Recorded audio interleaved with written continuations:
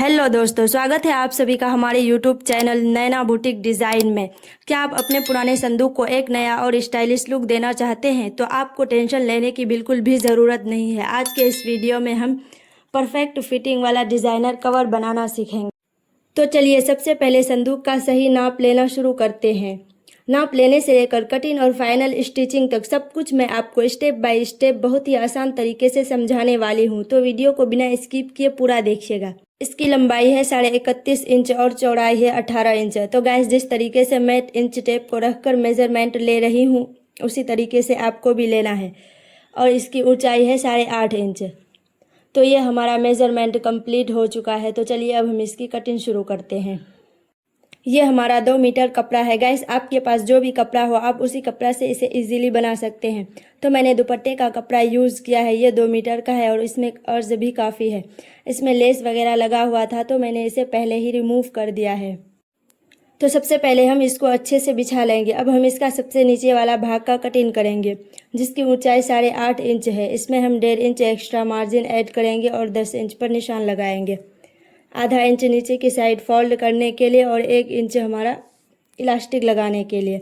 तो इस तरीके से 10 इंच पर निशान लगाकर हम इसकी कटिंग कर लेंगे। इसकी लंबाई में आप जितना कपड़ा का यूज़ करेंगे घेरा उतना ही ज़्यादा बनेगा। तो अब हम इसका ऊपर वाला पार्ट का कटिंग करेंगे। तो इसकी लंबाई 31.5 इंच है और 1 इंच मार्जिन ऐड करके 32.5 इंच पर निशान लगाएंगे और चौड़ाई है 18 इंच प्लस 1 इंच मार्जिन, तो 19 इंच पर चौड़ाई का निशान लगाएंगे और इसको सीधा कर लेंगे इस तरीके से। अब इसकी कटिंग करेंगे। तो गाइस, मैं आपको बता दूं कि ये जो हमारा कपड़ा है बहुत ही ज़्यादा पतला है, तो इसमें अच्छी फिनिशिंग के लिए मैं अस्तर का यूज़ करूंगी। अगर आपके पास मोटा कपड़ा है तो आप अस्तर का यूज़ नहीं करेंगे तो चलेगा। तो मैं इसी कपड़ा को अस्तर पर रखकर बराबर से इसकी कटिंग कर ली हूँ। अगर आप अस्तर का यूज़ कर रहे हैं तो आप कोई भी कपड़ा यूज़ कर सकते हैं अस्तर में।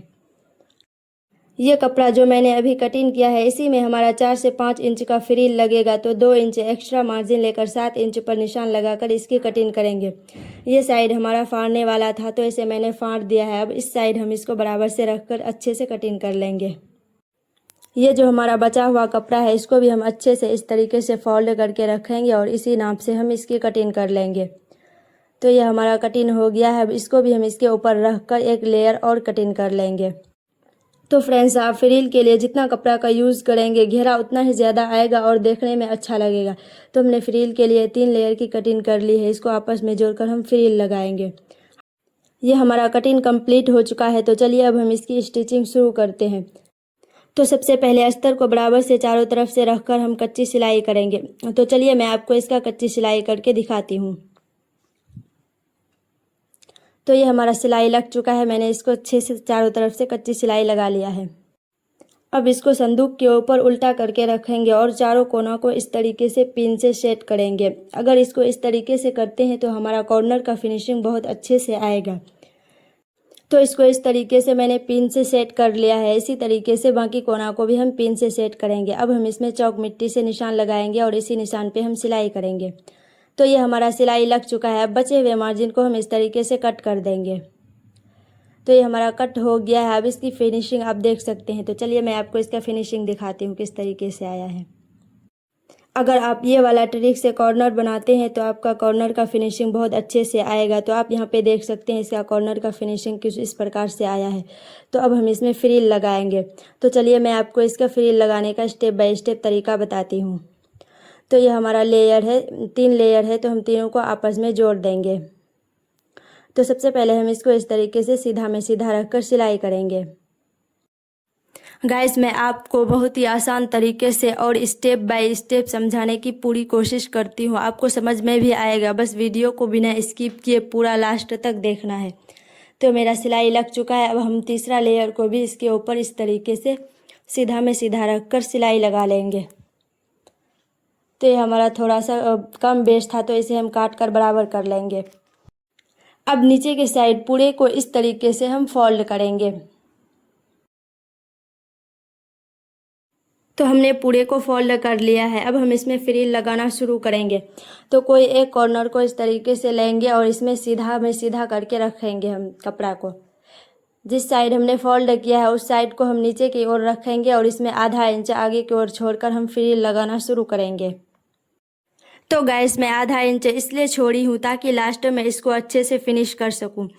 आप इसमें चुन्नट अपने कपड़ा के हिसाब से कम या ज़्यादा कर सकते हैं। जब कॉर्नर के पास आऊँगी तो इसको इस तरीके से बनाना है। जैसे जैसे मैं फ्रिल लगा रही हूँ वैसे वैसे आपको भी लगाना है।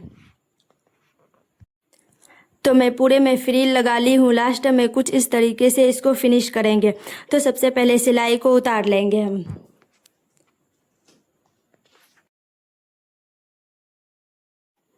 अब दोनों कॉर्नर को सीधा में सीधा मिलाकर इस तरीके से सिलाई करेंगे।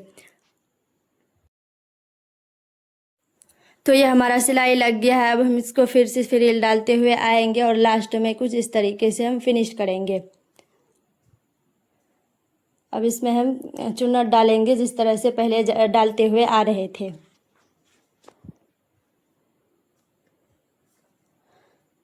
तो ये हमारा पूरा सिलाई लग गया है।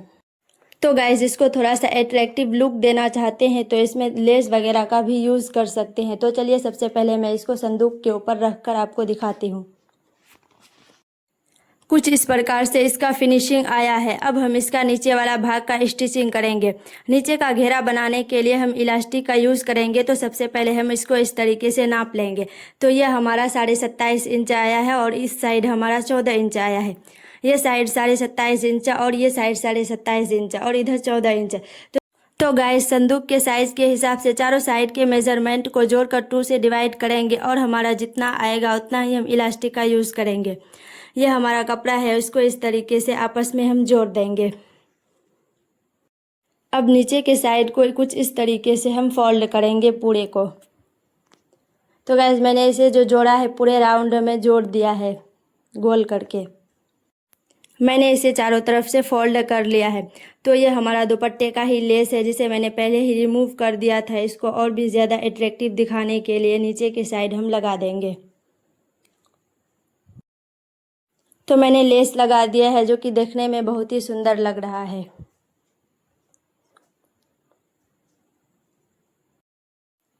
तो अब इसको ऊपर के साइड हम फोल्ड करेंगे इलास्टिक लगाने के लिए, इसलिए इसको एक बार इस तरीके से पहले फोल्ड कर देंगे। तो ये हमारा फोल्ड हो गया है।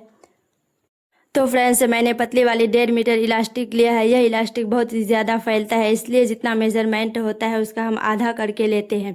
इसको इस तरीके से हम सिलाई करके जोड़ लेंगे।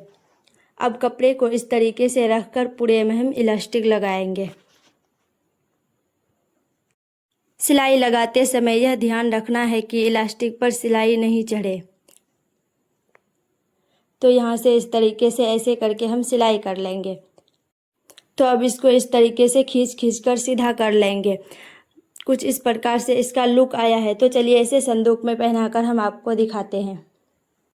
आप लोग मुझे कमेंट करके ज़रूर बताना कि आपको ये डिज़ाइन कैसा लगा। घर पर रखे पुराने या हेवी संदूक को ऐसा कवर पहना दो तो कमरे का पूरा लुक ही बदल जाता है। अब इसका ऊपर वाला कवर को चढ़ा देंगे। तो फ्रेंड्स मैं इसमें लेस लगाकर इसे फिनिश की हूँ ताकि ये देखने में और भी ज़्यादा अट्रैक्टिव लगे। आप इसे और भी ज़्यादा सुंदर दिखाना चाहते हैं तो लेस लगा सकते हैं या फिर नहीं भी लगाएंगे तो अच्छा लगेगा। ये मैंने इसमें कवर चढ़ा दिया है। तो गाइस इसमें कवर चढ़ाने के बाद चारों तरफ से एक ही जैसा दिख रहा है। तो मैं कैसे पहचानूं कि मेरा कब्जा यानी कुंडी किस जगह पर लगा हुआ है। तो आपको टेंशन लेने की बिल्कुल भी ज़रूरत नहीं है, मैं इसका भी सॉल्यूशन लेके आई हूँ। तो सबसे पहले जिस जगह पर कुंडी है उस जगह पर इस तरीके से हम निशान लगा लेंगे। तो फ्रेंड्स मैं ये तितली वाली बो बनाई हूँ। इसकी वीडियो मैंने इसमें ऐड नहीं की क्योंकि ये वीडियो बहुत ज़्यादा लंबा हो रहा था। मैं इसका अलग से वीडियो डाली हूँ जिसका लिंक इस वीडियो के डिस्क्रिप्शन में दिया हुआ है, वहाँ से आप देख लीजिएगा या फिर चैनल पर भी विजिट कर सकते हैं। तो जहाँ पे मैंने निशान लगाया उसी जगह पर हम इसको सुई धागा की मदद से लगा देंगे। तो ये हमारा संदूक का कवर बनकर रेडी है। अगर आपको यह तरीका आसान लगा हो तो वीडियो को लाइक शेयर ज़रूर कीजिएगा और चैनल को सब्सक्राइब करना मत भूलिएगा। मिलते हैं किसी नेक्स्ट वीडियो में, जब तक के लिए बाय।